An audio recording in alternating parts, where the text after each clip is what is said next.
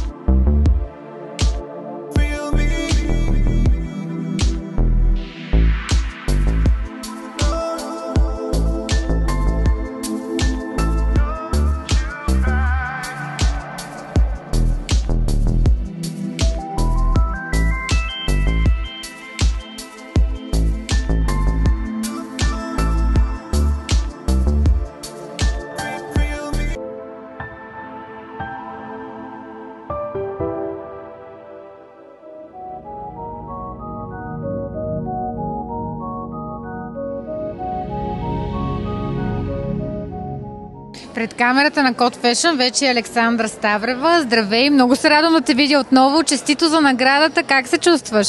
Много добре се чувствам. Много се радвам и аз да те видя, да видя и камерите. И чувствам се, честно казано, наградата е един момент, в който изпитваш гордост от себе си и от това, което си постигнал. Изпитваш гордост от хората, които са около теб и споделят този момент с тебе.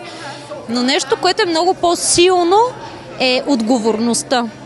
Защото получавайки една награда, това не е края на твоите постижения и награда за тях, а това е началото на това да продължаваш да се доказваш, че точно ти е трябвало да вземеш тази награда. Като една толкова успешна дама, не мога да не те попитам според теб какъв е ключът към успеха.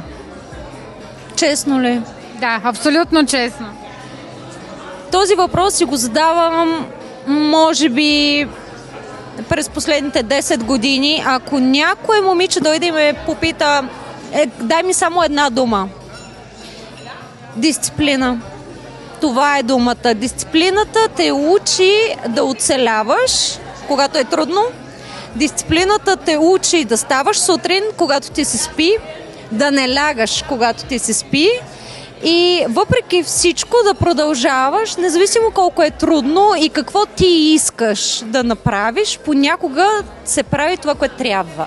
Напълно сме съгласни с теб. Благодарим ти за разговора и ти пожелаваме много успехи. Аз също благодаря. Успех на всички тук и се радвам отново, че се видяхме. Аз също благодаря ти.